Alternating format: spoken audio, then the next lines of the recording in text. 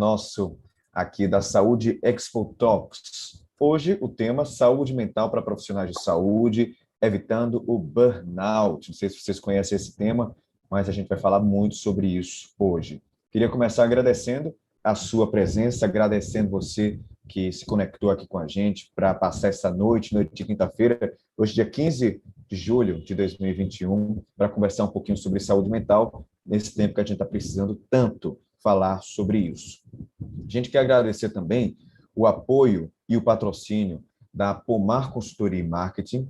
Se você não conhece, vai conhecer agora. Ela é mais do que uma agência de marketing. É uma empresa de comunicação com foco em resultados reais e personalizados para cada cliente. Então, nela você encontra serviços de marketing, branding, comunicação, consultorias, tudo desenvolvido de uma forma bem exclusiva para o seu negócio. Formato de trabalho, também equipe. Então, se você está interessado, ficou interessado em conhecer um pouco mais, é só entrar em contato pelo Instagram, @pomar de resultados, e você descobre lá a melhor solução de comunicação para o seu negócio. Também quero agradecer à Faculdade Nova Esperança, FAMENE, e o Corém Paraíba, pelo apoio para esse encontro também está acontecendo. Para você que não conhece, Saúde Expo Talks é um dos maiores e mais relevantes eventos do setor no Nordeste. Tem um lugar propício, esse é um lugar propício para debates acerca de tendências para o futuro do mercado, tecnologias que auxiliam na gestão de trabalho, mudanças causadas pela pandemia e o que deve ser feito para se manter em destaque no mercado. Esse encontro é uma realização do Sebrae e também da Luz Criações. Hoje, nosso tema é um tema super atual, todo mundo fala sobre isso, todo mundo está passando por isso, que é saúde mental, falar sobre saúde mental. Diante desse momento tão delicado, né, que é a pandemia da Covid-19, muitos profissionais da linha de frente ali, profissionais principalmente da saúde, foram acometidos por problemas de saúde mental. E aí, na contramão das orientações sanitárias de distanciamento social, eles se expuseram a altos riscos de contaminação. Profissionais de saúde sofreram também com longas jornadas de trabalho, falta de equipamentos, infraestrutura precária em muitos casos, e essa realidade acabou intensificando problemas relacionados ao burnout, que é uma síndrome que antes da pandemia já acometia 1 a cada 6 profissionais de saúde aqui no Brasil. Para falar sobre esse tema, nós convidamos pessoas muito gabaritadas, habilitadas para falar sobre isso. Isley Tanigawa, que é médica especialista em acupuntura e medicina preventiva. O Fábio Sato, que é formado em ciência da computação pela USP. Esté Fernandes, formado em psicologia pelo Centro Universitário aqui de João Pessoa, e a Raíra Bezerra, que é presidente do Conselho Regional de Enfermagem da Paraíba. Pessoal, boa noite, sejam todos muito bem-vindos. Queria começar aqui abrindo espaço para a Isley falar um pouquinho, se apresentar para o pessoal que está nos acompanhando pela internet. Obrigada, muito boa noite, Caio. Boa noite, pessoal. Então, vamos lá. Eu sou Isley Tanigawa Guimarães, eu sou médica formada pela Santa Casa de São Paulo, eu sou atual presidente do Colégio Brasileiro de Medicina do Estilo de Vida e sou médica da equipe de saúde populacional do Hospital Israelita Albert Einstein, que olha para a parte de promoção da saúde mental dos colaboradores, e sou cofundadora do Instituto de Medicina do Estilo de Vida. Vamos então agora falar um pouquinho com o Fábio. Fábio, boa noite. Fala um pouquinho aí sobre o seu trabalho. Boa noite, pessoal. Como formado em ciência da computação, um pouquinho diferente, né? Estou aqui com o pessoal tudo da área da saúde, mas o fato é que eu trabalho já há algum tempo na Vitalk, que a gente está conversado com empresas de todos os setores, né? Inclusive profissionais da saúde, empresas de hospitais e serviços de saúde, e todos estão sofrendo esse grande desafio de lidar com um problema que não é novo, mas que está sendo encarado como uma novidade, né? Que é essa questão da saúde mental. Então, eu espero poder contribuir um pouco aí com o que eu tenho conversado com tantos outros profissionais aí do mercado. Obrigado, Fábio. Esté, boa noite. Fala um pouquinho aí também sobre o seu trabalho. Boa noite, Caio. Boa noite, pessoal. Então, meu nome é Esté Fernandes, eu sou psicóloga, sou pós-graduanda em Psicologia Hospitalar e da Saúde e pós-graduanda em Saúde Pública. Atualmente, eu estou trabalhando tanto em consultório particular como em um centro especializado em reabilitação e atualmente estou também na coordenação geral do SAMU, aqui em Princesa Isabel, no interiorzinho da Paraíba. Espero que essa conversa seja bastante produtiva e que eu possa contribuir de maneira significativa com todos vocês. Obrigado, Esté. Raíra, boa noite. Olá, pessoal, boa noite. Meu nome é Raíra Bezerra, sou enfermeira especialista em auditoria e gestão hospitalar, e estou hoje como presidente do Conselho Regional de Enfermagem da Paraíba, na gestão 2021 a 2023. Estou aí com esse desafio, à frente desse órgão disciplinador e fiscalizador do exercício profissional, e que já me dá muito orgulho. Conheço Esté, acabei de reconhecer o rostinho dela, já estivemos juntos, né, Esté? Juntas no SAMU, lá em Princesa, e é uma honra para mim estar aqui. Eu agradeço muito o convite para falar sobre um assunto muito importante, que está em alta, né, com o advento da pandemia, mas que já existe, pelo menos na categoria de enfermagem, há muito tempo. Então, é muito pertinente essa discussão, e eu estou honrada e feliz de estar aqui compartilhando com todos vocês, grandes nomes aqui. Obrigado, Raíra. Obrigado a todos vocês que falaram já um pouquinho sobre o trabalho de vocês, mas a gente tem muito que conversar nessa noite. E eu já quero falar para você que está nos assistindo pelo YouTube, acompanhando aqui pelas plataformas, que vocês podem e devem participar durante todo esse encontro, esse bate-papo. É realmente um bate-papo, a gente quer conversar e quer saber um pouquinho da realidade de vocês também. Então, vocês podem fazer perguntas, podem falar de onde vocês são, falar um pouquinho da realidade. Caso os nossos palestrantes estejam falando sobre algo que eles vivem, vocês falam, mas aqui é diferente, aqui eu vivo isso, e a gente vai engrandecendo o debate com a participação de todos vocês. É só enviar aqui no YouTube que a gente vai pegando algumas dessas respostas de vocês, encaminhando e lendo aqui para todo mundo. Bem, em meados de março, né, com a publicação dos primeiros decretos estaduais, visando já aquele distanciamento social, muito já se falava e especulava sobre uma possível superlotação de hospitais e uma superdemanda, né, dos profissionais de saúde. Diante desse cenário, eu queria saber de vocês, convidados, como vocês, suas respectivas empresas, hospitais onde trabalham, grupos onde vocês se inserem, como vocês se comportaram nessa situação, como vocês prepararam os profissionais de saúde para a pandemia que estava por vir, isso aí em março do ano passado, né? A gente já passou muito mais de um ano. Então, como vocês se prepararam? Todo mundo acabou aprendendo junto, mas como é que foi essa preparação para lidar com a pandemia? E o que é que pode ser feito para evitar problemas de esgotamento, como o burnout, né? Que é aquele esgotamento total. Já que a gente já começou numa ordenzinha ali de apresentação, a gente pode seguir dessa forma, mas vocês também podem seguir outras ordens caso queiram. Então, a Isley, se quiser já começar falando um pouquinho sobre isso, sobre esse tema, como é que foi passar por isso e como é que está sendo lidar com a pandemia.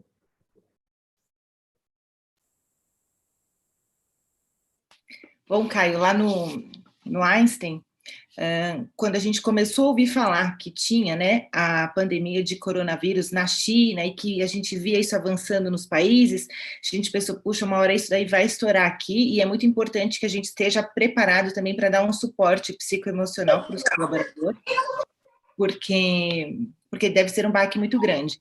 Então, a gente se preparou ouvindo, né, o que os colegas de outros países já estavam enfrentando, e a gente também fez um levantamento do que acontecia em relação à saúde mental em pandemias anteriores. E aí a gente viu que tinha uma incidência de burnout elevadíssima, e que também tinha uma grande incidência de TEPT, de estresse pós-traumático, ou seja, a pandemia passava, mas as pessoas acabavam ainda sofrendo as consequências disso. Então, a gente se dividiu em algumas frentes. Então, primeiro, ouvimos o pessoal que estaria nas áreas de frente para entender o que eles precisariam, e continuamos ouvindo até hoje.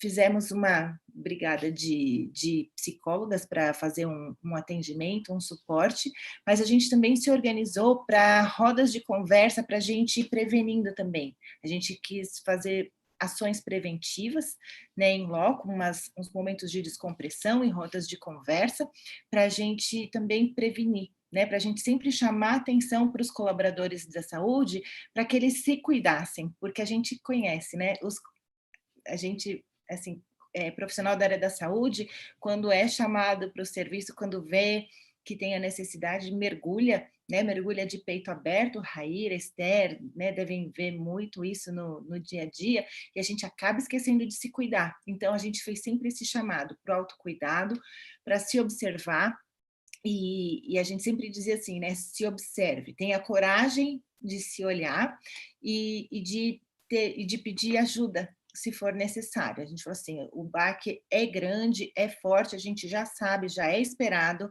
não é porque você é fraco, não é porque você é incompetente, que você tem que ter vergonha. Lutamos muito contra aquela imagem dos heróis da saúde, que a gente entende o carinho da população ao dizer isso, mas ao mesmo tempo vinha uma pressão muito grande, assim, sabe? De não posso chorar, não posso me sentir exausto, e tudo isso é muito ruim para a saúde mental. Então, a gente abriu espaço para que as pessoas pudessem, se permitissem reconhecer isso, e que quando houvesse a oportunidade, que eles se permitissem descansar, participar dessas atividades como uma medida de prevenção. E o baque foi realmente muito forte, né? E por isso que continuamos até hoje com essas atividades. Mesmo com tudo isso, né, o baque é muito forte e ainda é. Imagino só para a área da saúde, porque para todas as áreas a gente sente demais. Fábio, Esther, Raíra, está aqui o canal aberto, caso vocês já queiram complementar e falar um pouquinho da experiência de vocês sobre isso também. Eu gostaria só de fazer uma pontuação que eu achei muito importante, que, como a doutora falou no início, o ouvir o profissional é muito importante, porque às vezes nós achamos que existem sim grandes necessidades, existem, é um fato, principalmente na categoria de enfermagem, nós temos grandes necessidades que não estão necessariamente em nossas mãos, nem nas mãos dos nossos gestores imediatos às vezes, mas o ouvir o profissional, né, proporcionar esse ambiente de escuta é um ato de sensibilidade da gestão para com o seu colaborador, e eu acho que realmente interfere diretamente para que se evite transtornos psiquiátricos, psicológicos, inclusive de burnout. Então, só esse adendo que eu queria fazer, eu achei muito interessante quando ela falou sobre isso, e é uma realidade que eu aplico, inclusive, aqui no Conselho, com os funcionários e com a enfermagem de modo geral, mas principalmente aqui dentro. Bem legal, adicionando a discussão, né, aqui na Vital que a gente tem programas de saúde mental que a gente leva para empresas, organizações, né, e quando a gente fala dos profissionais de saúde, o que a gente teve a oportunidade de fazer foi, junto com uma outra organização, levar o que a gente já tinha, né, que é uma ferramenta tecnológica, que é o nosso aplicativo Vital, que a gente fez umas modificações nele, voltadas para o público de profissionais da saúde, e por meio de um projeto filantrópico, a gente pôde estar distribuindo isso de maneira gratuita para...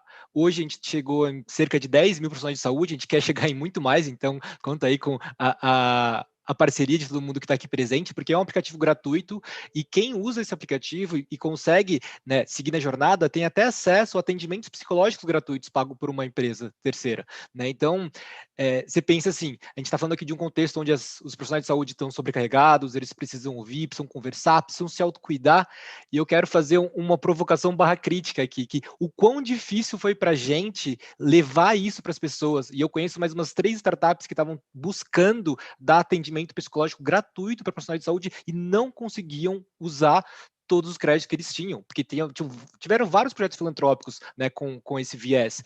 Só que quando a gente ia e tentava distribuir isso dentro da população de profissionais de saúde, a gente encontrava barreiras invisíveis, né? A barreira da falta de tempo, do eu não preciso, eu preciso cuidar dos outros, eu não preciso disso, os outros que precisam, né? Que bom que existe, mas não para mim, né? Então tiveram várias questões que a gente encontrou e adoraria discutir, né? Mais para frente também com os profissionais de saúde. Quais são essas barreiras e como é que a gente pode incentivar cada vez mais organizações de saúde e profissionais de saúde a se cuidarem, né? Igual se cuidam dos outros, né? A gente até, esse projeto chama Cuidando de Quem Cuida de Nós. Se você procurar no Google, você vai achar algumas coisas sobre a gente. Então, só queria pontuar isso, né? Que existe essa necessidade, existem organizações que dentro do seu do que tem de recurso, do seu potencial, estão fazendo esse trabalho, né? Então, o Einstein e aqui, né, o Corém também, mas existem muitas outras organizações que, por falta de tempo, falta de recurso, acabam não conseguindo dar esse olhar, né, e essa escuta para os colaboradores, mas existem vários projetos, né, por toda essa questão que se criou na Sociedade dos Heróis da Saúde, que estão buscando apoiar como dá, né, inclusive Vital que tantos outros. Então, faça esse pedido de ajuda aí para todo mundo, de como levar isso para mais gente. Então, quando a pandemia surgiu, né, mais ou menos em março de 2020, eu ainda não estava na coordenação do SAMU, mas em conversa, né, com o antigo gestor e com o coordenador de enfermagem, a gente pôde perceber que a gente não estava preparado para isso, né? A gente via essa realidade, pandemia muito distante em outros países e acabou que a gente não se preparou para isso, né? E quando começou a surgir os primeiros casos, primeiro, segundo, terceiro, e começou a estourar a pandemia mesmo, os profissionais de saúde, especialmente no SAMU, eles passaram a ter que se adaptar, né, a uma nova rotina, nova realidade, tendo que assumir uma posição de tomada de decisões difíceis em ambientes extremamente desfavoráveis e sobre uma pressão de trabalho externa, né, que estava sobre eles. E exigiu deles uma rapidez, um manejo em situações de urgência, e tudo isso sem ter tido uma preparação, né, sem ter tido tempo para se preparar, uma capacitação que era necessária, né? E quando surgiu tudo isso, os profissionais eles ficaram muito inseguros, né? Não é novidade para nenhum de nós que a gente não sabia como é que pega essa doença e como é que eu faço para me proteger e não tem EPI suficiente. E se eu colocar esse macacão, será que eu vou estar protegido? E muitos profissionais eles acabaram se afastando do serviço, né? Por apresentarem comorbidades, por morar com pessoas de idade ou com crianças pequenas, e eles acabaram se afastando. E aqui eu já quero aproveitar a oportunidade para honrar algumas pessoas, né? Esses profissionais de saúde, e em especial a minha base, né? Do SAMU Princesa Isabel, de médico, na pessoa do Dr. Wagner Leite, enfermeira, Raquel Cristina, Leiliane Cristina, João Francisco, nosso coordenador de enfermagem, Alexandre, que foram pessoas de fundamental importância, que abraçaram realmente a saúde princesa. Nesse período de pandemia de tantas incertezas, eles deixaram os seus lares, né, deixaram as suas casas e repousaram, né, se alojaram em quartos de hotéis para proteger as suas famílias e cuidarem da saúde dessas pessoas, né?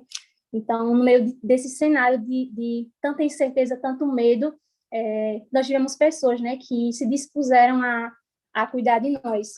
E, como eu já disse anteriormente, não teve uma preparação, né? Então, às vezes a gente pensava, mas vamos contratar pessoas para dar uma capacitação, mas não pode juntar todo mundo, a gente tem que se isolar.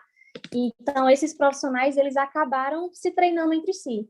Uns tinham um manejo melhor em respirador e ensinava aos outros, e outros já tinham um manejo melhor em paramentação e passando para os outros também. Então, eles tiveram muito essa interação entre eles.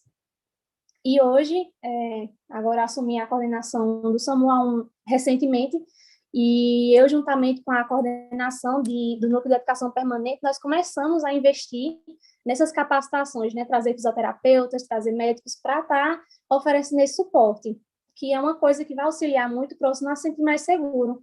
Quando o profissional está trabalhando com algo que ele entende, corre menos o risco de estresse, de ansiedade, que pode estar ocasionando outros problemas de saúde também. Então, essa preparação é muito necessária. Um outro fator que a gente tem trabalhado bastante, e já entra na segunda pergunta, né, de como a gente pode fazer para diminuir esse esgotamento emocional, é a gente investir na saúde do trabalhador. Amanhã, inclusive, nós estaremos realizando, com uma terapeuta holística, uma yoga restaurativa com os profissionais plantonistas. Então, a gente está favorecendo esses profissionais esse cuidado, o que vai diminuir essas taxas de síndrome de burnout, né?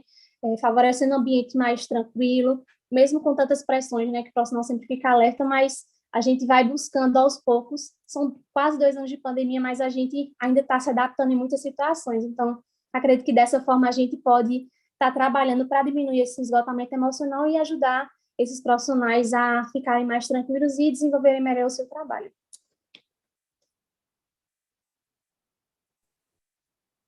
Obrigado, Esther, pela participação e por falar um pouquinho aqui sobre a realidade aí de Princesa, né, no sertão da Paraíba, não é isso? Princesa Isabel, cidade, gente forte, conheço muitas pessoas queridas de lá.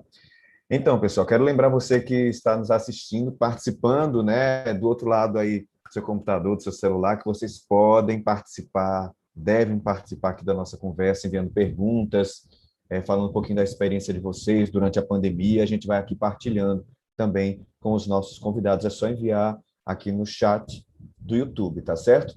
Outra informação que eu queria passar para vocês é que vamos ter, daqui a 2 semanas, um webinar de marketing de influência na saúde, dia 29/7, certo? Daqui a 2 semanas, é na quinta-feira, as inscrições já estão abertas, é marketing de influência na saúde. Quem quiser saber mais informações, é só entrar lá no Instagram, é Saúde Expo, tudo junto. Saúde Expo, você vai ter mais informações. Vamos lá, seguindo aqui na nossa conversa, a gente vai falar sobre a identificação dos primeiros sinais do burnout, porque tem um estudo publicado em setembro do ano passado pela PebMed, que é uma startup voltada para médicos. Esse estudo mostrou o seguinte: 78% dos profissionais de saúde apresentaram sinais de burnout durante a pandemia. É um número muito alto. Eu queria perguntar a vocês, profissionais de saúde, quem também puder e quiser falar um pouquinho sobre esse assunto, quais são os principais fatores que provocam o burnout nos profissionais de saúde? Como é feito esse diagnóstico também, né? Porque às vezes a gente sabe dos fatores, mas acaba não identificando. Então, quais os fatores que influenciam e como fazer esse diagnóstico?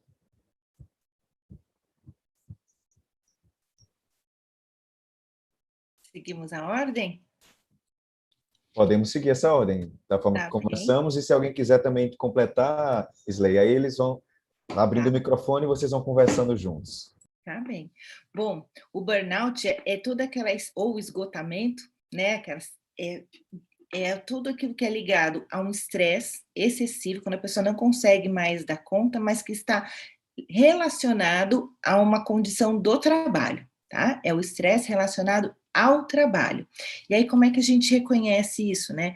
Muitas vezes a gente pode ter um profissional que era muito engajado e que aí diminui bastante produtividade, ou você começa a ter uma grande ansiedade em relação à sua situação de trabalho, pode começar a ter, ficar mais irritadiço, ter insônia, ter um comportamento mais negativo, você pode ter uma tristeza, né, vontade de se isolar, uma série, e a grande questão é o estresse por si só, né? É muito difícil você diferenciar o estresse de outras condições patológicas, que a gente pode ter também alteração de apetite, de sono, de gastrointestinal, então é uma série de dores no corpo, então uma série de sintomas que se confundem com muitas outras coisas, então a gente precisa de uma avaliação mais aprofundada para ajudar a identificar isso, mas sendo burnout é bem relacionado à condição de trabalho.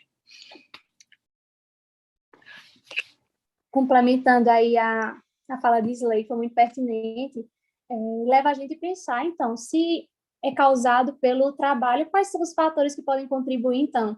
E a gente passa a alguns fatores que irão desencadear esse síndrome burnout, né? Como, por exemplo, um ambiente de trabalho com uma cobrança excessiva, uma alta carga de trabalho, uma responsabilidade exacerbada, pressão constante, uma jornada de trabalho alta, né? Muitas horas de trabalho e pouco repouso. E aí a gente volta para a questão da pandemia, onde todos esses fatores estiveram muito presentes, né? Como eu trouxe na questão do SAMU, onde profissionais eles se afastaram e outros profissionais acabaram assumindo essa carga. Então, acredito que isso contribuiu muito para que esses números de casos tivessem aumentado bastante. E a intensidade desses fatores, né, essa intensidade, por exemplo, essa pressão muito grande, ou essa alta carga de trabalho, essa intensidade atrelada à subjetividade do indivíduo, né, atrelada à personalidade do indivíduo, vai contribuir para que essa síndrome ela se manifeste de uma maneira mais lenta, de uma maneira mais rápida, de uma maneira mais leve, de uma maneira mais grave. Tudo isso vai estar contribuindo de acordo tanto com a intensidade quanto com a personalidade do indivíduo, né, de acordo com a sua subjetividade. E esse diagnóstico ele é dado por um profissional de saúde mental, né, seja ele um psicólogo ou um psiquiatra, e onde vai se avaliar justamente esse comprometimento, né, seja ele um comprometimento na área pessoal, familiar, social e principalmente na área profissional, né, trazendo todos esses fatores que Isley nos trouxe.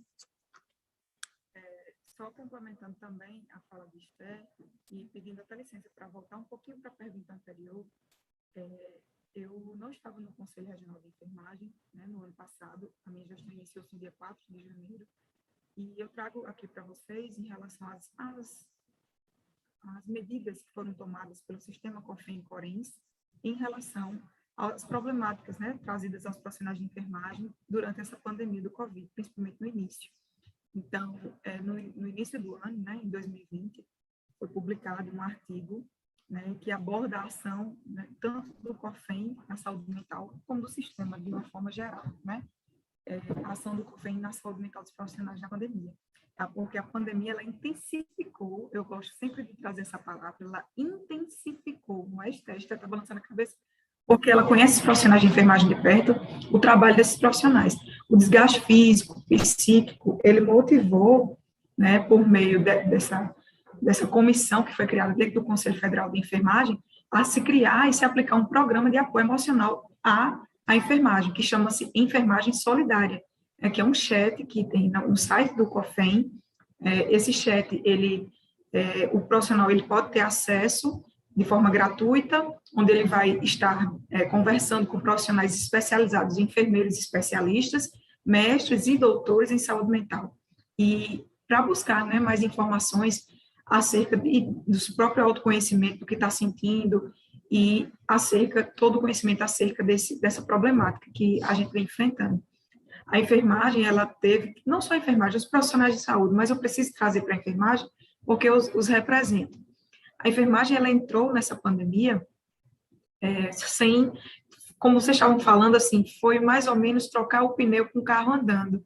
Vocês estavam falando anteriormente, ninguém teve tempo de se preparar psicologicamente, ninguém teve tempo de aprender protocolo COVID, ninguém teve tempo de nada, simplesmente chegou um vírus mortal, né, que assolou toda a categoria dos profissionais de saúde.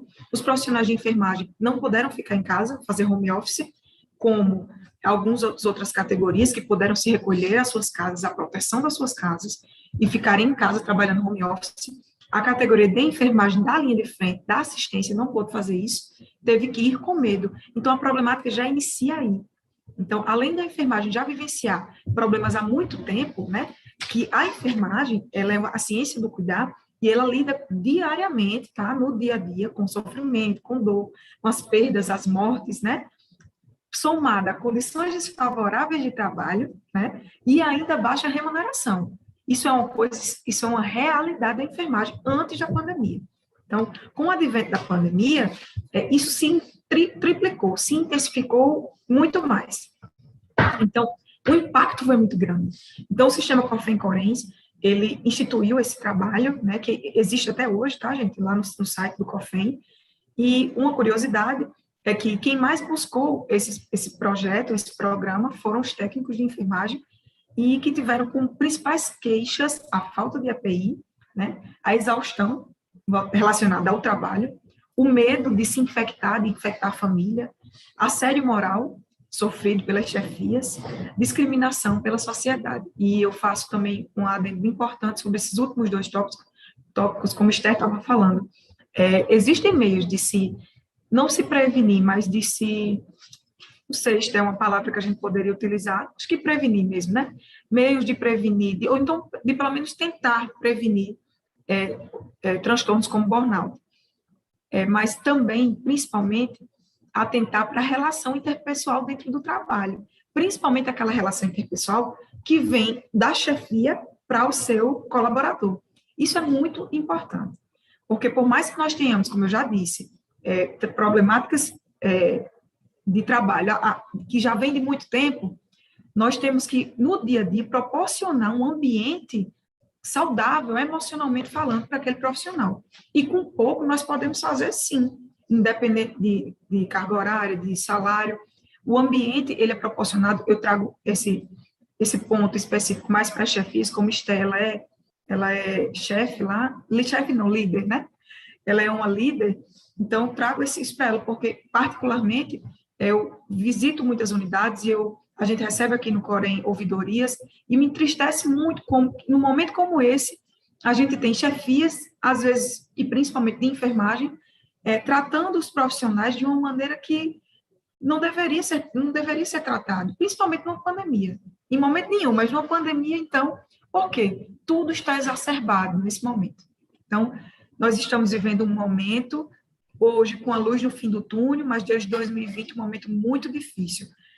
Em 2020, 4.602 profissionais foram afastados por Covid, tá? Pelos altos índices de faltas de EPI no país. Então, o índice de contaminação da enfermagem foi muito alto. O enfermeiro, o técnico de enfermagem, auxiliar, ele está ao lado do paciente 24 horas ininterruptas. E ele teve que ir com medo, ele teve que ir independente, ele teve que se afastar da família. Teve casos de profissionais que tiveram que dormir no carro, né, para que o filho nem abraçasse. Isso passou no Fantástico, isso é muito forte. Para que o filho nem chegasse perto. Teve pessoas que morreram, meu pai faleceu por Covid-19, era enfermeiro. O ano passado eu tive essa grande perda na minha vida. E outras pessoas perderam familiares. Então, é muito sério, é muito forte, né? E trazendo para a segunda pergunta, eu acho que sim, promover um ambiente, né, de trabalho onde seja desenvolvido esse perfil comportamental do colaborador. Eu acho que isso é a principal forma da gente prevenir o burnout, né? Eu acho que essa é a base de todo o processo, para que se haja uma prevenção quanto a isso. Aira, obrigado, tá, por partilhar com a gente também um pouco da sua vida, da sua experiência, nossos sentimentos a você e também a todas as pessoas que perderam alguém para essa pandemia, que conhecem alguém que perdeu alguém. A gente está passando por um luto mundial, né? Nesse momento é algo realmente muito triste. Fábio, eu queria te perguntar, você que trabalha, né, com a parte de tecnologia, que trabalha diretamente com empresas, com grupos, nesse sentido, né, da saúde mental e do cuidado com a saúde mental, o que é que você tem percebido com a mudança aí da pandemia? O burnout, ele realmente foi algo que cresceu ou as pessoas começaram a procurar mais vocês? Como é que você tem sentido, você que trabalha diretamente com isso? Não, perfeito. Eu acho que o que vale ressaltar é que 2019 foi o ano do burnout, né? Na mídia, pelo menos, né? Então, a palavra não estava nem no vocabulário dos RHs, das empresas, assim, antes de 2019, na maioria dos casos. E aí veio essa onda das pessoas começarem a olhar para o que acontece quando o estresse relacionado ao trabalho fica crônico, né? E quais são as possíveis consequências. E aí o burnout tem não vou entrar na parte técnica, tem gente muito melhor que eu para falar disso, mas ele tem certa subjetividade e tem um espectro, vamos dizer assim, né? Não é todo mundo que aquele burnout, vou dizer, romantizado da pessoa que desmaia trabalhando e bate a cabeça.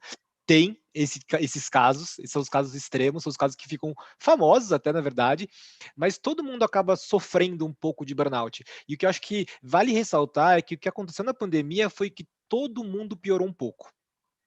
Não importa quem você era, que nível social, o que você trabalhava, todo mundo piorou um pouco. Algumas pessoas pioraram mais, outras pessoas pioraram menos. E quando a gente fala do que caracteriza o burnout, do que caracteriza um ambiente que possa causar burnout, é quase a descrição de um ambiente de trabalho do profissional de saúde. Né? Então, as meninas já falaram muito bem isso, né? Dessa alta carga de trabalho, do engajamento muito forte. Né? Então, profissionais de serviço têm uma tendência maior a sofrer de burnout, e aí profissionais que cuidam dos outros, aí profissionais que são professores, profissionais de saúde, bombeiros, policiais, esses são os grupos, né, dentro das indústrias, né, que a gente vê que tem uma incidência ainda maior de burnout. Então, o que aconteceu foi que a maioria das empresas viram uma piora, viram a mídia falando muito sobre isso e começaram a dar seus primeiros passos. Né? Eu acho que cada empresa, dentro do seu contexto, como a gente já falou antes, está fazendo o que pode, ou pelo menos tentando entender melhor esse problema. É nítido a quantidade maior de procura por parte de RHs por empresas de saúde mental, como a Vital e várias outras, né? Isso para a gente é muito claro. O que eu vejo é muitas empresas tendo uma primeira conversa sem saber o que quer, sem saber o que é uma solução para isso, porque não existe uma cartilha de como fazer gestão de saúde mental dentro das empresas. Existem vários estudos, mas existem poucos casos. E a gente vê aí empresas tomando posturas diferentes, né? Criando diretoria de saúde mental, contratando, fazendo dentro de casa, mas o que a gente vê é que as empresas estão buscando fazer alguma coisa, tá? Isso para a gente é bem claro. E quando a gente fala especificamente de profissionais de saúde, eu acho que o que vale reforçar é o seguinte, né? É uma coisa que eu aprendi num curso de psicodinâmica do trabalho. O trabalho, esse ambiente que a gente está falando, ele vai causar estresse, ele vai causar sofrimento, mas se esse ambiente é tão tóxico assim e adoecedor, por que tem pessoas que não adoecem? Né? Então, quando a gente vira um pouco a pergunta para o outro lado, a gente também pode ter boas ideias, né, do que pode ser feito para evitar. Né?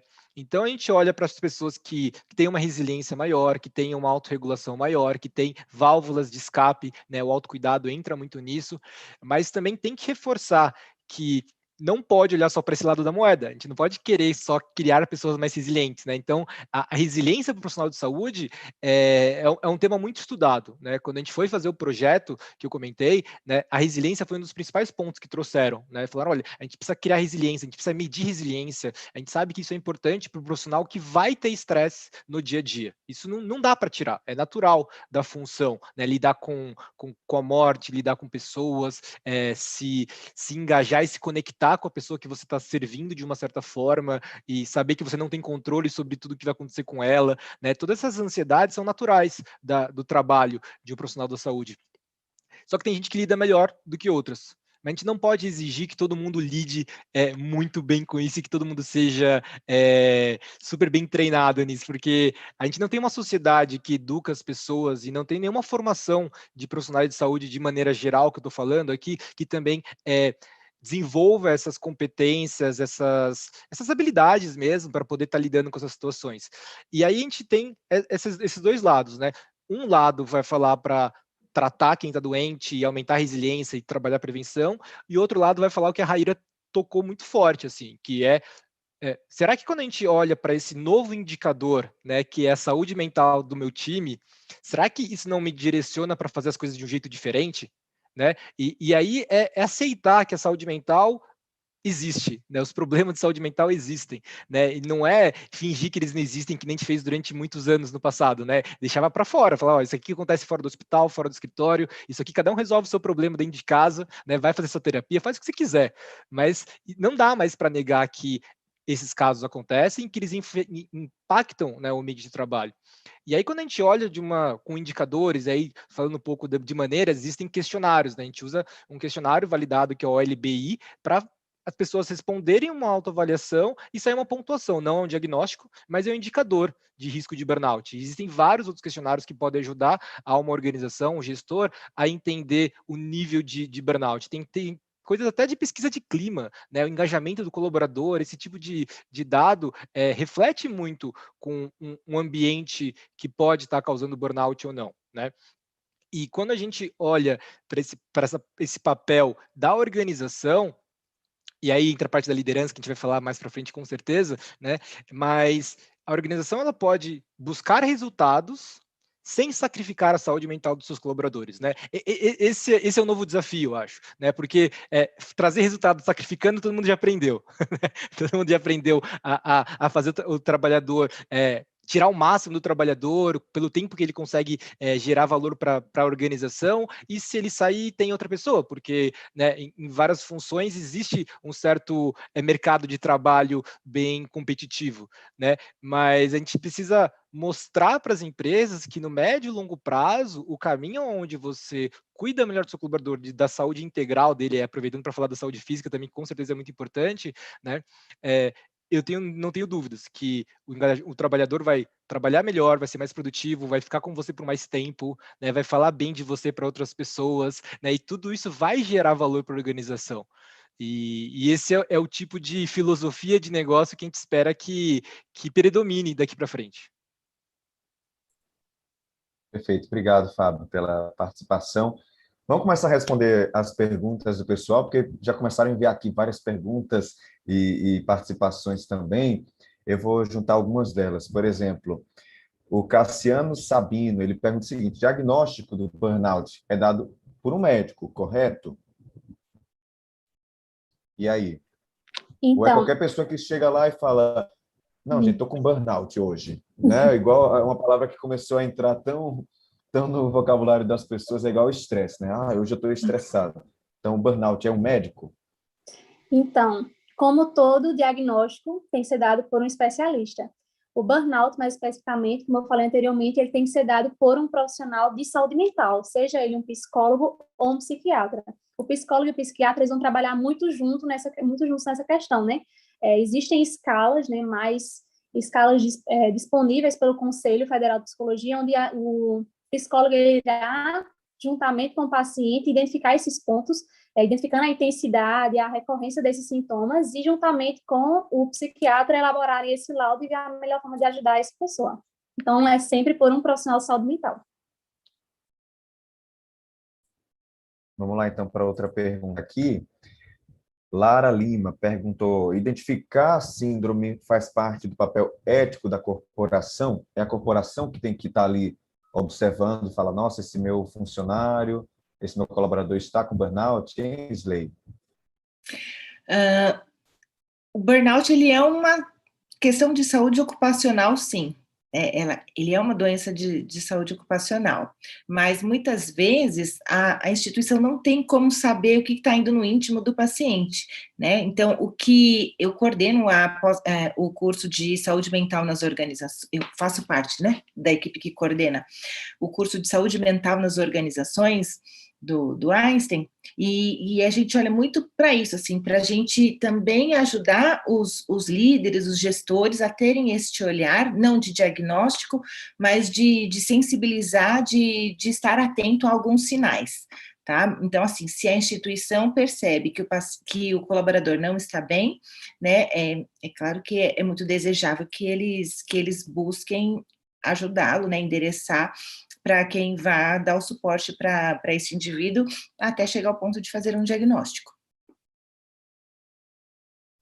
Então, vamos lá para outra pergunta aqui do pessoal. Só comentar um pouquinho sobre isso, Caio, da parte que a Slay falou, né? A gente vê muito esse receio da organização, né? De abrir uma caixa de Pandora. Se eu falar de burnout aqui, todo mundo vai falar que tem, e é ocupacional, e a justiça trabalhista no Brasil não é fácil, né? Em qualquer setor, e eles preferem não encostar. Falou, olha, melhor deixar embaixo do tapete, melhor que ninguém saiba que tem burnout, para ninguém ter, né? Como se não falar sobre fizesse, ou não diagnosticar, fizesse com que a pessoa não tivesse né, a síndrome. E isso pode até parecer, né, melhor, né, no curtíssimo prazo, mas voltando para a questão do médio e longo prazo, a gente acredita que se a organização se colocar numa posição de dar acesso a recursos para as pessoas, então, recurso de diagnóstico, informação, a pessoa pode conversar com um psicólogo, plano de saúde, pode ter, no nosso caso, a gente também traz questionários para as pessoas perceberem um pouco desses sintomas, né, ajudar as pessoas a cada uma se empoderar, né, em relação à sua própria jornada de saúde mental. A gente acredita que esse é um papel ético, na nossa opinião. Assim, a empresa ela não tem nenhuma obrigação legal em relação a isso ainda, né? As NRs aí do futuro vão dizer o que vai acontecer com essa parte de saúde ocupacional quando a gente coloca nessa questão mental, mas ainda não tem nada muito direto para isso. O que a gente acredita é que a empresa ela tem um potencial de ser parte do problema, parte da solução, e ela pode escolher ter uma escolha consciente de fazer parte da solução e de fazer o que está ao seu alcance, né? E na nossa opinião, no caso do burnout, o principal é trazer informações, né? Trazer segurança psicológica para as pessoas possam falar, porque o que adianta a pessoa ter medo de falar que está sofrendo? Se ela isso só vai fazer piorar até que momento que ela não consiga mais, né? Então, esse atendimento precoce, não vou lá nem falar de prevenção, mas de um diagnóstico precoce, um atendimento precoce para pessoas que têm sintomas de burnout, eu não tenho dúvida que vai economizar muito dinheiro para as organizações daqui para frente, né? Então, eu acho que falar sobre o assunto de maneira aberta, não criar um tabu em relação a isso e dar ferramentas e acesso a recursos que as pessoas possam, né, seguir sua jornada de diagnóstico, de tratamento, de maneira privativa, com toda a privacidade, né, dos dados de saúde, que é muito importante, porque falar de saúde mental dentro do ambiente de trabalho, um dos principais desafios é esse tabu, esse medo do como que as pessoas vão reagir em relação a isso, né? E com quem que eu posso falar sobre isso. E aí eu trago só um exemplo bem rápido, assim, empresas de vários setores diferentes, que não vou falar os nomes delas necessariamente, mas elas treinam pessoas para serem esses ouvintes, para serem os campeões, para serem os embaixadores. quanto mais fácil é fazer algo desse tipo dentro de uma organização de saúde, para que todo mundo seja os olhos e ouvidos, né, da organização e se preocupem com o colega que está do lado, né, de perceber que uma pessoa mudou um comportamento, essa pessoa falava tanto, ela não está falando nada, essa pessoa chegava cedo, saía tarde, ela está mais cansada, né, e várias outras coisas. Essa pessoa está cometendo mais erros, e não é penalizar a pessoa por isso, mas é perceber que alguma coisa está acontecendo e por isso que ela está cometendo mais erros, e como é que eu posso ajudar? E como é que eu posso direcionar essa pessoa dentro da organização para ter o cuidado adequado? Só complementando a fala aí do pessoal. Trazendo aqui. Pode falar, Isley. Tá bem, desculpe. Não, só assim, uma coisa que a gente percebeu muito é no começo, né, assim, antes da pandemia, quando a gente falava sobre saúde mental e programas de saúde mental para levar para as empresas, a gente sempre tinha aquela questão assim de tem que sensibilizar primeiro a liderança e todo mundo para convencê-los da necessidade disso. E isso foi algo tinha que ficar de bom desse caos que é a pandemia, mas esse daí acho que é um legado positivo que a pandemia deixa. Veio uma carga mental, emocional tão forte, tão intensa, que foi avassaladora, e aí não tem mais como fingir que não existe. E aí isso aí facilitou, porque aí a gente vê o quê? As pessoas, as lideranças pedindo socorro, porque elas estão sofrendo, mas também porque elas veem as equipes sofrendo e falam assim, eu não sei mais o que fazer. Então, isso foi uma diferença que a gente viu também. As empresas buscando mais esse tipo de ajuda, né? Porque reconheceram que é um problema que é grande demais.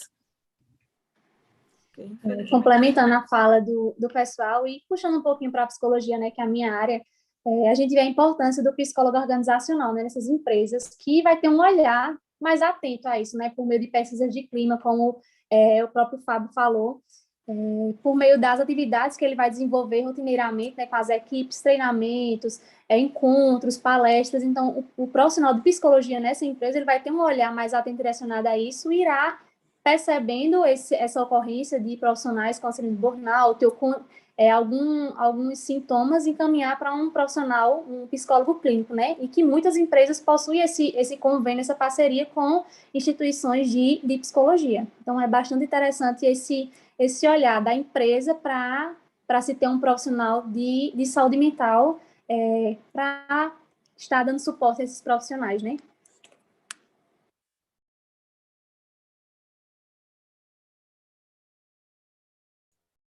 A Ira gostaria de falar algo, que eu vi que ela queria falar um pouquinho, mas hoje já completaram o raciocínio. Não, eu fiquei aqui ouvindo as meninas e corrobora bem com o meu pensamento, assim, porque não é cultural, infelizmente.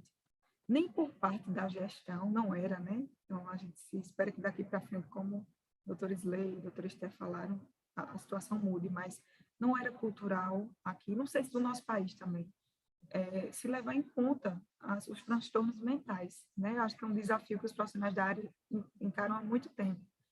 E que são transtornos que devem ser levados em consideração, são muito importantes. Então, o gestor que identifica que isso é uma problemática real e que profilaticamente, né, de forma preventiva, ele institui políticas de prevenção a estes transtornos, ele está fazendo com que a própria empresa dele não sofra as consequências do futuro, né? Como foi bem dito por Fábio e pelas meninas também, porque no futuro, se ele não tem atenção a esse tipo de coisa, no futuro ele vai sofrer tanto financeiramente, né?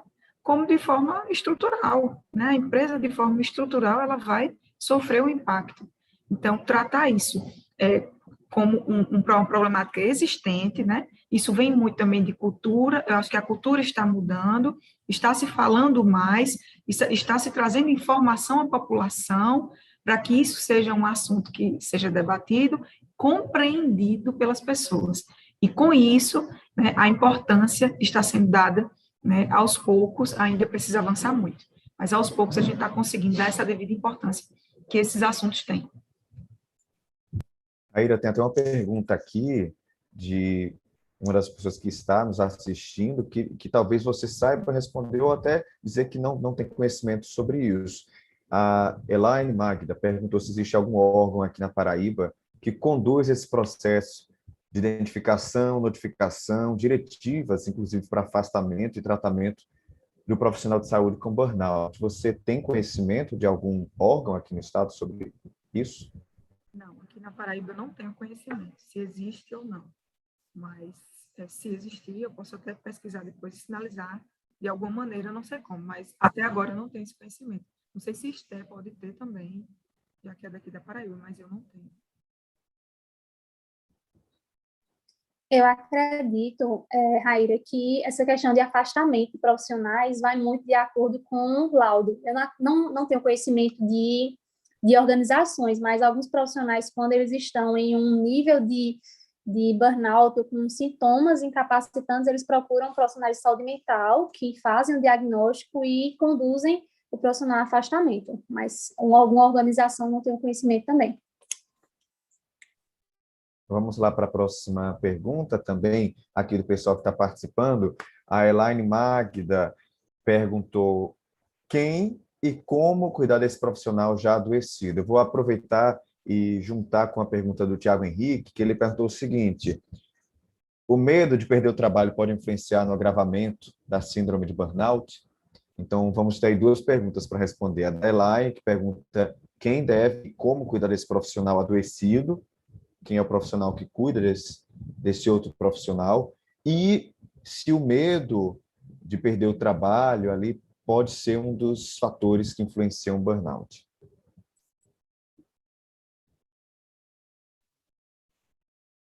Eu acho que um dos grandes fatores é esse medo de perder o emprego, e é o que a gente vê de uma maneira muito cruel, né? Porque a pandemia veio com uma crise financeira muito grande, então as pessoas perderam muito emprego, quem não perdeu vive com esse medo, ou sobrecarregado por outros colegas que perderam, então sim, e eu acho que assim, para um indivíduo que esteja já muito adoecido em relação à saúde mental, eu acho que tem que ser via psicólogo ou um psiquiatra, né? Um profissional da saúde mental.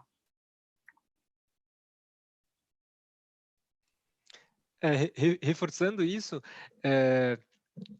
qualquer medo novo, né? Qualquer ansiedade exagerada, acho que pode estar corroborando aí para o quadro do burnout. Mas quando a gente fala do medo de perder o emprego, ele é um motivador também, né? Acho que a gente sempre tem essa motivação, só que em alguns momentos ela fica maior. E isso pode causar um esforço, né, desmedido, né? Então, uma das coisas que pode ajudar no desenvolvimento da síndrome de burnout é um trabalho excessivo, né? É um cansaço físico junto com isso, né? E até quando você está trabalhando pelo motivo do medo, motivado mais por medo do que por prazer, propósito e qualquer outra coisa, fica mais desgastante também, né? Quando você está fazendo uma coisa que você está fazendo por prazer, é mais agradável, mais fácil lidar com as dificuldades. Quando a gente está fazendo algo por obrigação, por medo, que acontece naturalmente no mundo profissional, mas que tem que ter um equilíbrio saudável, vamos dizer assim, né?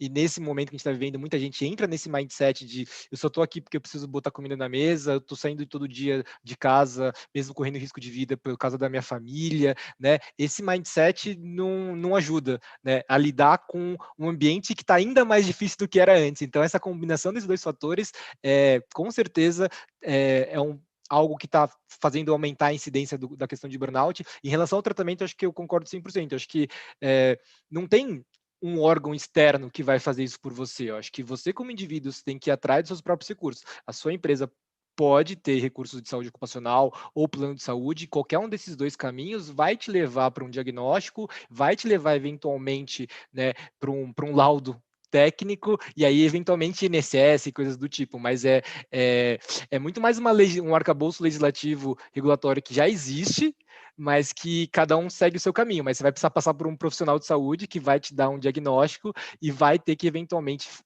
no seu RH, né, pedir um afastamento, e aí cada um vai ter seu processo interno de como lidar com isso. E uma coisa que é muito importante, que está sendo cada vez mais tratada com seriedade, é essa volta ao trabalho também, né, porque o acompanhamento não é obrigação de ninguém, mas tem empresas que fazem isso muito bem, né? A própria empresa mantém um acompanhamento de quem está afastado para ver como é que está evoluindo, para ver quando que pode voltar, para manter essa pessoa engajada dentro da comunidade da organização também de alguma forma, né? Às vezes até mudar de função, isso é uma coisa que acontece, né? Muitas vezes a pessoa, ela, não é que ela está incapacitada de trabalhar, ela está incapacitada de fazer a função que ela fazia. E aí tem uma briga entre INSS e empresa de ver quem que assume essa bronca, porque um dos dois tem que pagar o salário, né? E aí a empresa fala, mas eu não vou pagar o salário para essa pessoa se ela não vai fazer a função que eu contratei ela para fazer, mas a INSS fala, não vou pagar também se ela tiver em condições de trabalhar. Então tem pessoas que caem no que a gente chama do limbo, né? Esse buraco aí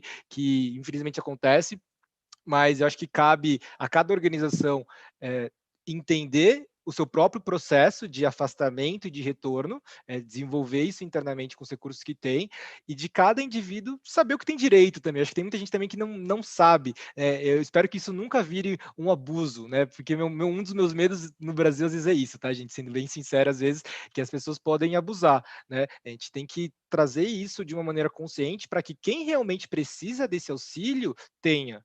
Se as pessoas começarem a utilizar isso de maneira errada, não vai sobrar para ninguém no final e vai ser pior para todo mundo. E ouvindo tudo isso, eu fico com aquele desejo profundo, sabe, de tudo isso que a gente está vivenciando, e aqui a gente sabe que está conversando com, né, os empreendedores da área da saúde e não também, mas que fique esse alerta, né, esse chamado para a gente olhar com mais atenção para a saúde mental, né, dos nossos colaboradores, física e mental, porque isso daí é o que... Não, uma coisa é a gente ficar enxugando o gelo de quando a coisa já está ruim, quando o sofrimento todo já aconteceu, né? Mas o quanto que a gente tem responsabilidade de atuar agora para já transformar a cultura das empresas mesmo, para evitar que as pessoas cheguem num quadro de burnout, né? De acordo com a Gallup, eles têm uma pesquisa que eles têm 5 fatores principais para o surgimento de burnout. E aí eles são tratamento injusto entre os colaboradores, sobrecarga de trabalho, falta de clareza nas metas e nas atividades que têm que ser realizadas, falta de comunicação e suporte da liderança e pressão por prazos. E a gente bem sabe que isso não é da área da saúde, isso daí é de todas as áreas, né? E o quanto que a gente vê tudo isso acontecer. Então, para a gente se mexer de maneira muito ativa, né, em relação a isso também. Temos mais perguntas aqui. A Ana Paula Duarte Viana perguntou o seguinte: existe um tempo mínimo de trabalho para considerar que um quadro, por exemplo, de ansiedade apresentado por um funcionário se caracteriza com burnout? Não. A resposta é bem breve. Bem breve, não. Pamela Stephanie, ela perguntou se é certo que uma pessoa com burnout tem até sua família ou sua vida familiar afetada. E como é que a família pode agir nesse caso? Como a família pode ajudar? Então, com certeza, né? Como é que a família pode estar ajudando nisso? Ajudando ele a procurar um profissional de saúde qualificado para isso, né? Oferecendo o suporte que essa pessoa precisa. Muitas vezes as pessoas acabam não enxergando esses sintomas em si mesmo, né? Acabam dando desculpas, e a família tem um papel muito importante, família, empresa, amigos, orientando essa pessoa a procurar um profissional de saúde que possa estar fazendo o tratamento correto. Pois é, Esther, você falou sobre procurar ajuda, né? Mas um fato relevante, levantado inclusive pelo site Medscape, mostrou que muitos profissionais de saúde não buscam tratamento para problemas de saúde mental, como depressão, ansiedade, síndrome de burnout. E aí, nesses casos, queria perguntar a vocês 4, perdão, como convencer esse profissional de saúde que eles também precisam de ajuda? Inclusive, a Slay falou sobre isso no início, né? O profissional de saúde gosta de cuidar do outro, acaba não se cuidando. Como convencer que precisa se cuidar? Eu acho que a palavra não seria exatamente convencer, eu acho que seria conscientizar.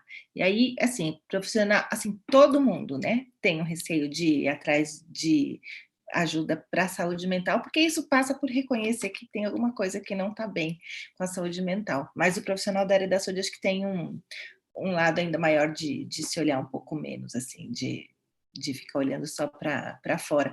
Mas eu acho que é de chamar atenção. Inclusive, né, se a grande missão, né, se o grande valor que move esse indivíduo é cuidar do outro, eu acho que é de, inclusive, chamar assim, atenção para o quanto que, se a gente não se cuida, a gente não vai estar nem um pouquinho em condições de dar o nosso melhor para as outras pessoas também, né? E de lembrar que, além do trabalho, tem a vida que tem que ser bem curtida, bem vivida também, e que se a gente não se permitir se cuidar dessa maneira, a gente não consegue. Tem uma frase que eu gosto demais, que fala que autocuidado não é você primeiro, é você também.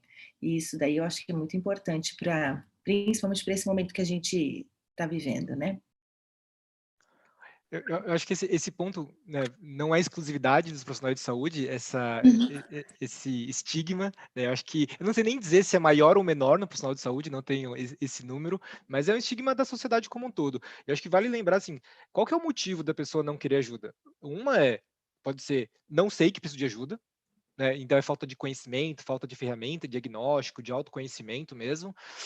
Pode ser, eu sei que eu tenho alguma coisa errada, mas eu acho que não é grave o suficiente para eu precisar de ajuda externa. Isso eu acho que é o mais comum, porque é uma coisa muito subjetiva e as pessoas, né, eu brinco, o exemplo é, se você tá sangrando, você vai no médico, você olha e fala, tô sangrando, preciso de uma ajuda, né? O saúde mental não tem nada tão tangível assim para você falar. O que geralmente acontece é que as pessoas só vão realmente buscar ajuda quando não tiverem mais conseguindo exercer suas funções normais, né? Não estou conseguindo mais trabalhar direito, não estou dormindo direito, brigando com todo mundo, né? Não estou levantando da cama. E aí é esperar o sintoma estar num nível de gravidade muito grande, né? Então essa sensibilidade é muito difícil das pessoas desenvolverem e elas acabam ficando mais insensíveis ou deixando passar mais, principalmente por causa desse estigma. Então esse estigma pode vir de você mesmo ou dos outros, né? Eu posso ter preconceito, eu não querer admitir para mim mesmo que eu preciso de uma ajuda, ou que eu tenho depressão, que eu tenho ansiedade crônica, algo do tipo,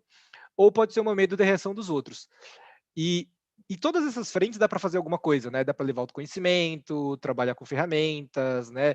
Empoderar a pessoa e criar segurança psicológica, que é muito pelo exemplo, né? A gente vê casos muito legais de lideranças globais de corporações aí falando sobre seus próprios casos. Isso virou moda recentemente, né? O CEO que fala que já teve depressão, isso tá em todos os jornais, tá o tempo inteiro agora. Isso é ótimo, porque se você vir e falar, se o CEO da minha empresa teve e tudo bem, e ele se cuidou e ele é de sucesso, não tem problema. Eu posso falar isso dentro da minha organização, né? Porque ninguém vai me julgar, porque o CEO já teve também, né? Então, criar esse ambiente onde uma pessoa possa falar abertamente em voz alta no ambiente de trabalho que, olha, eu tenho depressão, as pessoas saberem disso e as pessoas saberem lidar com isso, porque também não é, eu tenho depressão, a pessoa virou de porcelana, né? Eu não posso mais brigar, não posso falar alto. Não, você tem que tratar ela, né, da maneira adequada. Você só tem que lembrar que tem esse contexto e se buscar se informar de como conversar com alguém que tem essa questão, né? E aí tem vários guias aí,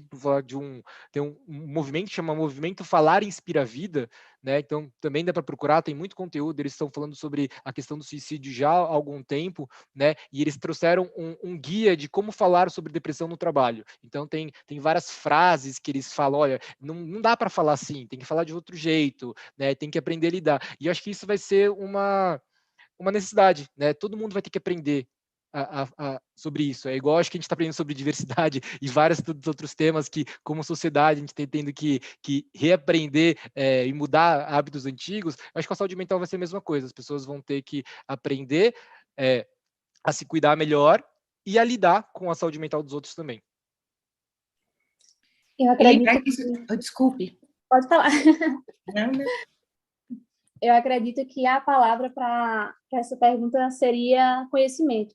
Muitos profissionais de saúde acabam ignorando esses sintomas, né, por acharem que é algo normal da sua rotina de trabalho, né? Diz, eu estou exausta porque eu atendi muitas ocorrências hoje, ou eu estou com muito sono, eu estou cansada porque eu não dormi na noite anterior, ou então eu não tenho tempo para ficar doente, não tenho tempo para estar cansado porque tem outras pessoas que estão em situações piores e que eu preciso cuidar. E vão dando justificativas até que esses sintomas se tornam insuportáveis e incapacitantes, né? E quando nós mostramos para esses profissionais, seja por meio de uma palestra, de uma capacitação ou de uma simples conversa, a gravidade desses sintomas, a gravidade dessa síndrome, como isso se manifesta, como isso se desenvolve, fica mais fácil deles identificarem e procurarem ajuda. E aí é onde eu entro em um ponto que Raíra já falou que é muito importante, que é a importância de ter um gestor que tem um olhar atento para a saúde mental, né?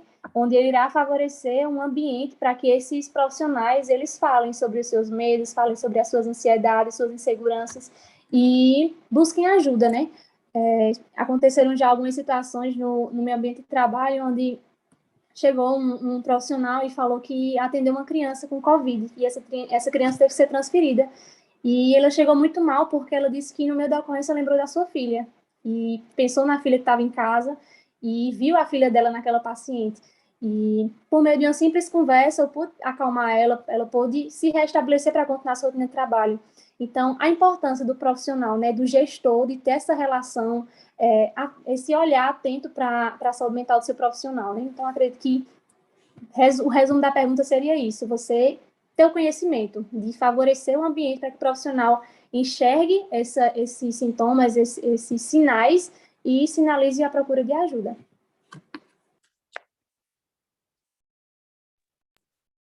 Pessoal, só também complementando a fala, sempre, porque eu estou sempre atenta aqui à fala de vocês e todo mundo fala um pouco sobre o que eu realmente penso e vejo e vivencio no dia a dia, mas só complementando a fala de Fábio, eu não tenho um dado específico, mas eu tenho certeza, plena certeza, que é um perfil na enfermagem, né?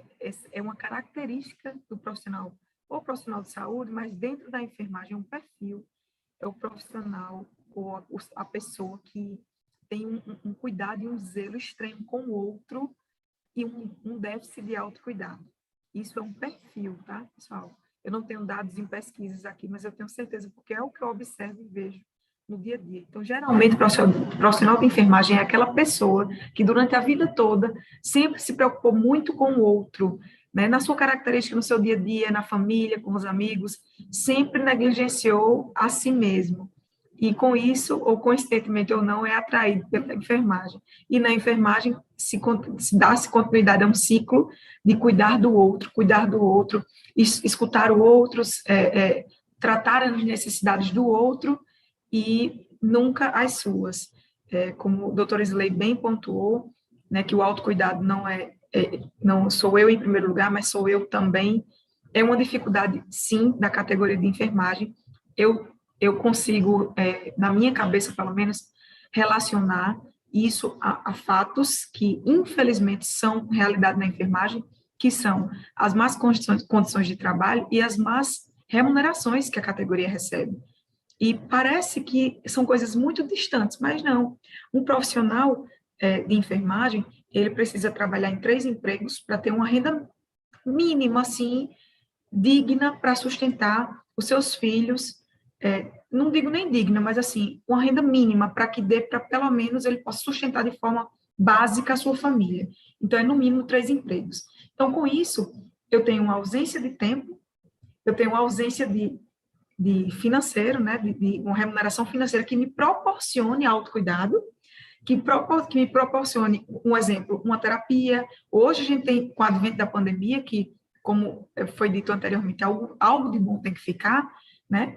Algumas organizações, como o COFEM, por exemplo, que está proporcionando esse atendimento gratuito, né? E algumas outras que eu não conheço, mas deve existir, estão trazendo isso. Mas, geralmente, anteriormente, para se ter acesso a uma terapia, né, de um profissional, seja ele psiquiatra ou psicólogo, é um tratamento, geralmente, poucos planos de saúde cobrem, né, essa consulta, e é uma consulta particular, né? Eu fiz terapia há muito tempo, que é uma coisa que eu faria a vida inteira, porque acho que todo ser humano deveria fazer terapia desde criança até o fim de sua vida, mas é uma realidade, é um custo, é um autocuidado que é custoso. Então, o profissional de enfermagem, ele não tem tempo e não dispõe de dinheiro suficiente, às vezes, para isso, para esse autocuidado. Então, infelizmente, isso impacta diretamente na ausência do autocuidado. 85% também da categoria de enfermagem são mulheres. mulheres, às vezes também mães solos, que precisam se desdobrar para sustentar seus filhos sozinhas.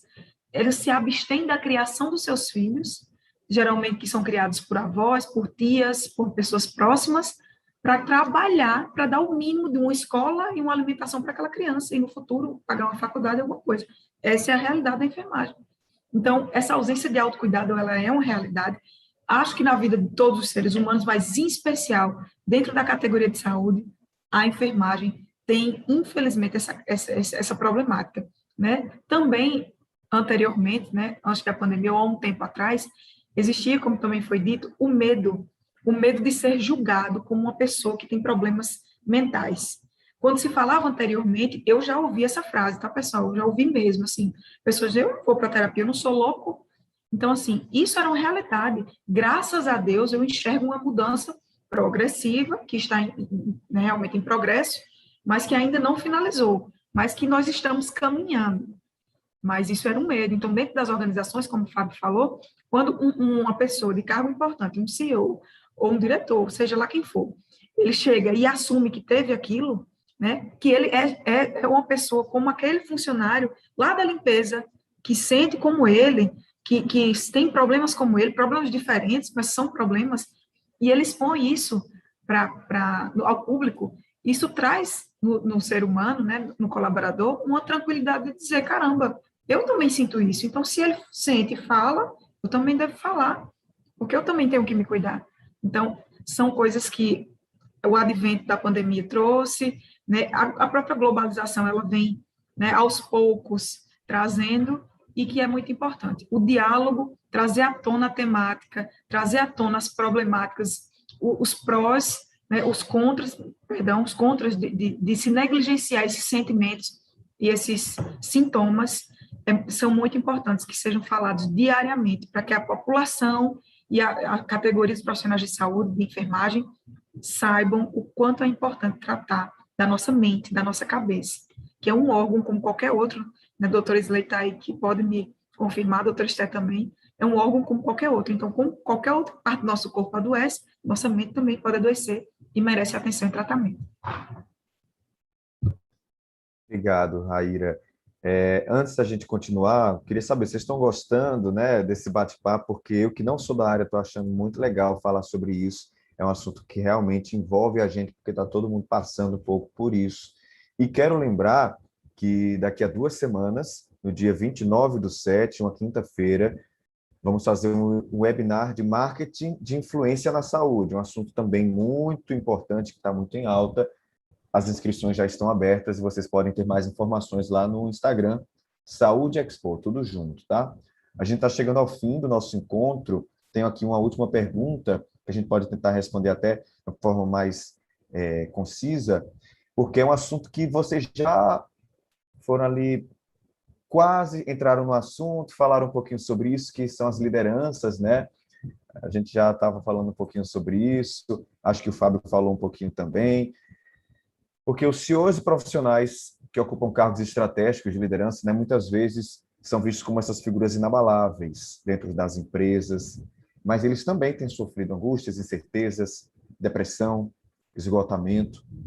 A diferença é que, enquanto isso, eles precisam, além de tudo, tomar decisões que podem afetar uma rede de pessoas, podem afetar o próprio cargo. Queria saber de vocês, nessa situação onde o líder se vê diante de uma série de responsabilidades, escolhas, quais os impactos de um burnout na liderança, como ele deve enfrentar esse problema, como as pessoas que estão ali trabalhando com ele podem ajudar também. E aí é uma situação um pouco mais complicada, né?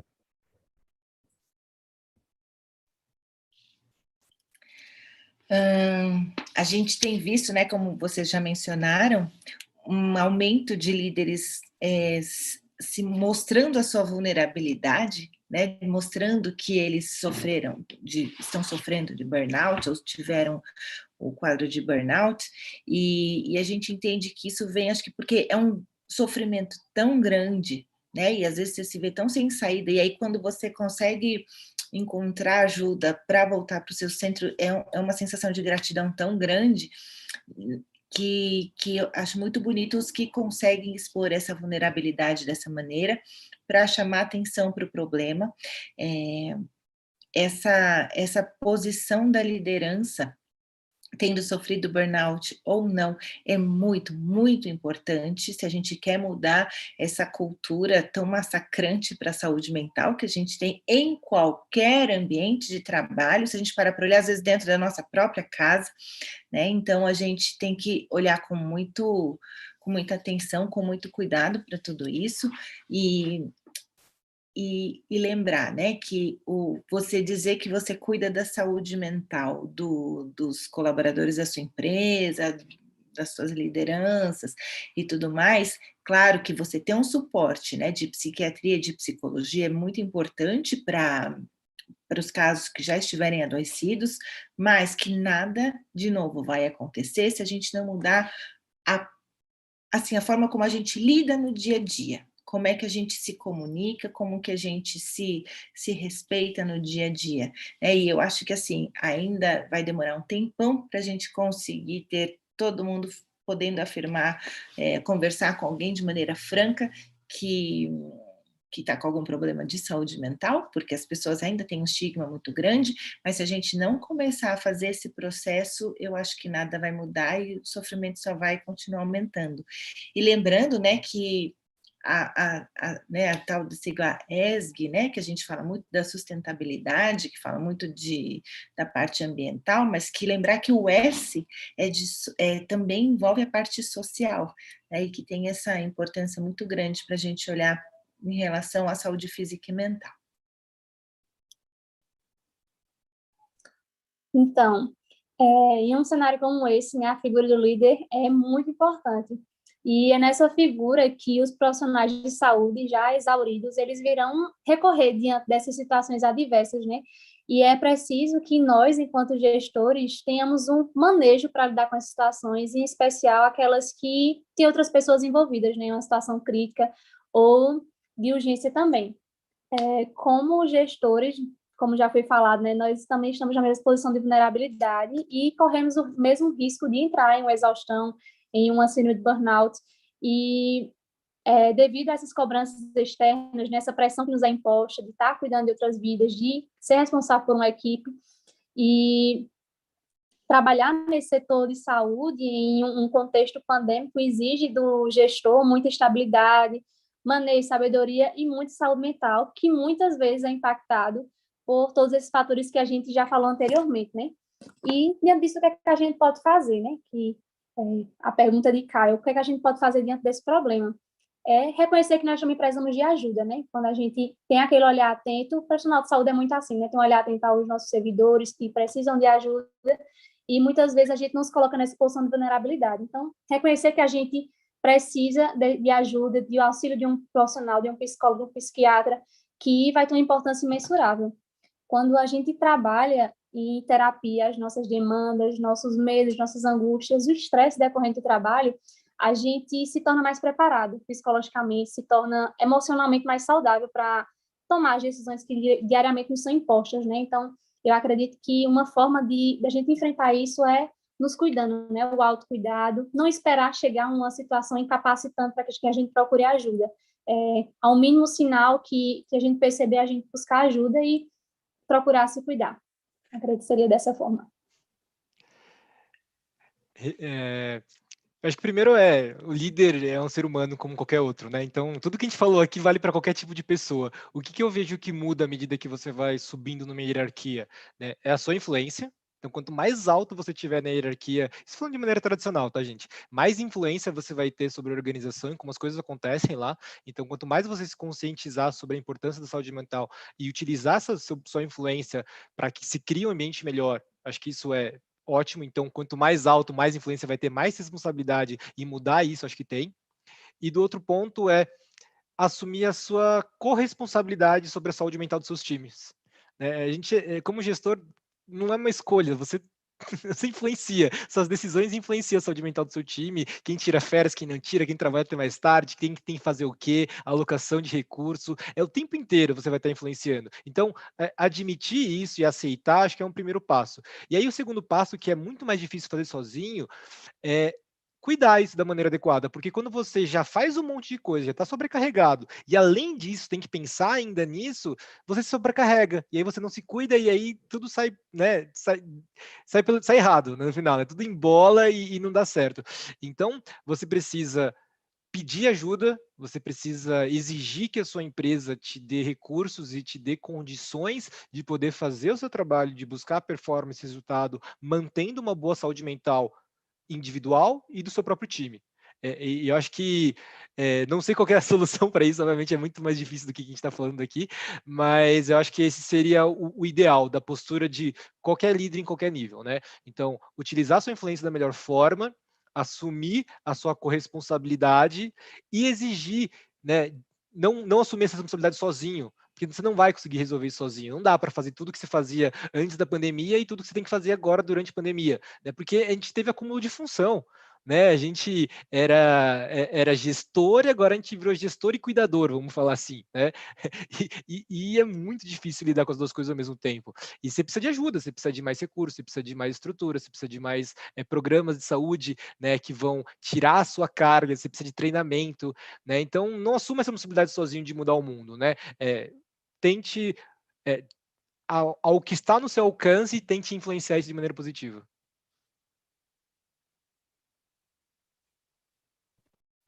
Só completando, né, finalizando as falas, corroborando aí com o Fábio, novamente, a cobrança e a responsabilidade do líder, né, são duas palavras que eu quero trazer para cá. O líder, ele está sendo cobrado diariamente, né? Ele é cobrado, com certeza, geralmente, se tem ainda um líder acima desse líder, então ele é cobrado pela instituição. No meu caso, eu respondo por 45 mil profissionais de enfermagem e internamente por 38 funcionários dentro do Conselho Regional. Então, é uma situação onde a cobrança é diária, as expectativas são diárias. Então, eu me deparo com uma situação em que eu tenho que administrar, né, mais uma função para o líder, que é administrar os próprios sentimentos, para que esses sentimentos não colidam, né, não se esbarrem, né, não sei se eu estou usando a palavra correta, mas dentro de si, e gerem problemas, né, problemáticas de saúde mental. Então, gerir esses sentimentos, se autoconhecer, né, porque o autocuidado ele é uma problemática, sim, é um fato, né, eu sou profissional de saúde, estou como líder nesse momento, sou mãe, estou me usando como exemplo porque faço parte de uma realidade. Sou mãe, um exemplo, estou trabalhando hoje desde as 7 horas da manhã e vou parar agora. Chegando em casa, eu tenho um filho de 4 anos para dar atenção, que eu ainda não vi hoje. Então, assim, são exemplos, né, que quem é mãe sabe, né, do que é que eu estou falando aqui. Então, são cargas muito pesadas. Então, para um líder, que não necessariamente só as mulheres, mas eu vou puxar a sardinha para o nosso lado, né, porque eu sou mulher. Então, as líderes femininas, então, sofrem muito mais. Além da cobrança, da responsabilidade externa, ainda ter essa responsabilidade de chegar em casa e ser, né, a mãe, ser esposa, ser, né, cuidar do seu lar. E voltando para a questão da liderança e do autocuidado, né, a gente tem que realmente reconhecer, como foi dito, reconhecer que somos seres humanos, reconhecer e delimitar, né, nos delimitar, colocar limites, nos impor limites para que possamos, né, saibamos ir, saber até onde a gente pode ir, né, em carga de trabalho, né, em extrapolar a carga horária, porque o líder tem muito disso, ele passa o dia trabalhando, chega em casa, ele vai para o telefone, né, a carga horária se estende, então isso é muito perigoso. O acompanhamento psicológico deveria, sim, ser uma realidade para todos os líderes, infelizmente não é, e tentar, dentro do seu ambiente de trabalho, humanizar essa situação, trazer ferramentas, né, mais uma vez, para dentro do seu ambiente de trabalho. Aqui no Conselho Regional de Enfermagem, internamente, para os funcionários, nós criamos recentemente uma decisão que cria uma cartilha de combate ao assédio moral. Nunca existiu isso aqui. O assédio moral é um dos, né, dos causadores de processos de doenças mentais. Então, nós temos uma cartilha que foi elaborada por uma comissão de funcionários aqui dentro do Conselho, funcionários de carreira, concursados, né? E essa cartilha, ela previne que eventos de assédio moral ocorram aqui.